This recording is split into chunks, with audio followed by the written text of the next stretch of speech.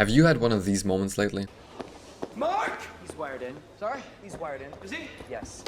How about now? You're still wired in? Well, if so, you really only have yourself to blame. Okay, I'm kidding.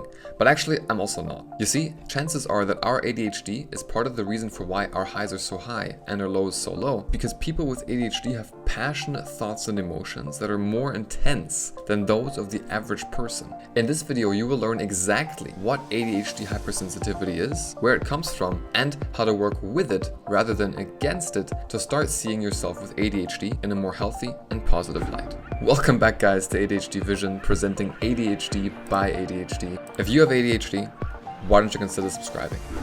So, let's start off by diving into some science on hypersensitivity. Studies show that many people with ADHD have trouble with emotional regulation, experiencing symptoms such as low frustration tolerance, impulsivity, temper outbursts, and significant mood fluctuations. These are associated with a lower quality of life in adults with ADHD, including reduced marital status and a higher risk of traffic accidents and arrests.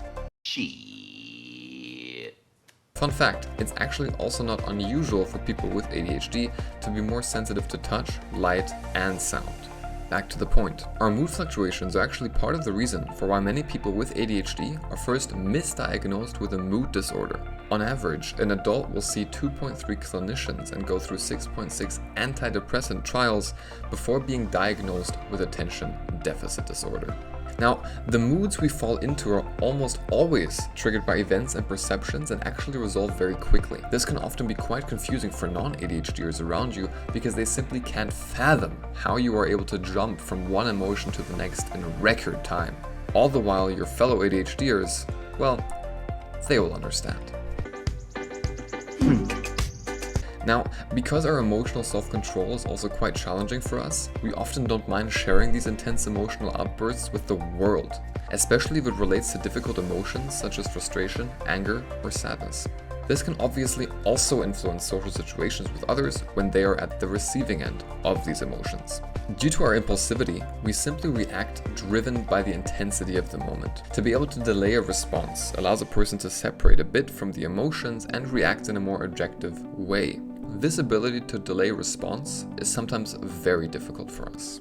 So, where does hypersensitivity come from? Our hypersensitivity, especially in regards to negative emotional states, probably comes from the fact that we have had to deal with a lot more criticism growing up than the average person because of the differences in our brain. I'm never coming back to school! Never!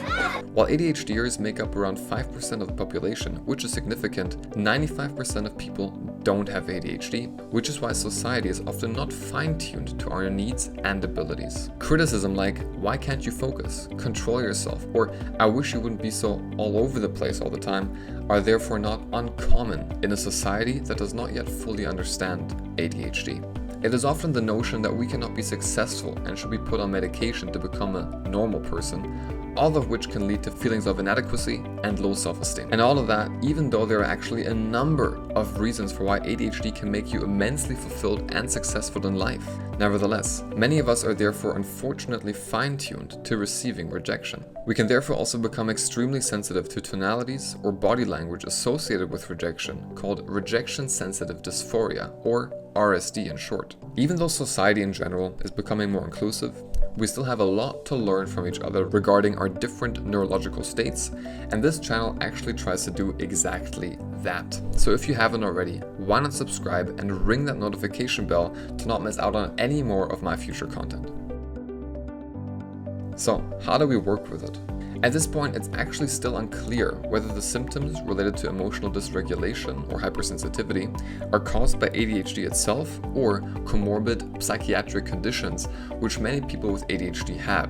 Now, even though most of these symptoms sound quite negative, it's important to realize that it doesn't have to be this way. If you think about it, scientists often ignore the fact that emotional dysregulation actually involves states of both sadness and joy. So the intensity by which we feel sad can in in essence be reversed to the intensity to which we can experience joy and happiness. Also, even though we might feel sad on one day, as I'm sure you know, we can be completely fine the next, making us very perseverant as we are always able to get back up fast. What do you think about when the 15th round when you're coming out? Basically, it's all about what you focus on, which leads me to the point of how we can get our emotional hypersensitivity in check and make it work for rather than against us. Number 1, educate yourself on the matter. So, if the highs are a good thing, we essentially only want to learn to combat the lows. The first step to doing this is something you have already done and are currently doing, which is actually educating yourself on the topic and reminding yourself that every time you hit that low point, that it's probably not as bad as you're making it out to be.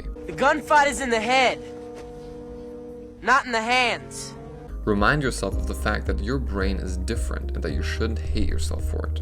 Number 2, mindfulness. It doesn't matter how much you educate yourself on this topic, as it essentially boils down to what you focus on when you find yourself in one of these intense, sad states. Thus, we have to learn to be mindful or observant about our thoughts and feelings. Mindfulness has been scientifically proven to help people with ADHD cope with emotional dysregulation or hypersensitivity and self-control. I've actually developed a mindfulness meditation fine-tuned for us ADHDers, which I highly encourage you to check out on the top right and start doing regularly to start living a proactive rather than reactive life with ADHD.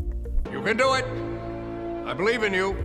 Number 3, find a positive peer group. Lastly, to counteract our deep-rooted feelings of shame and low self-esteem brought up due to our childhood, we need support from other individuals who believe you are a good or worthwhile person. Now this can be a parent, older sibling, teacher, coach, or even a kind neighbor.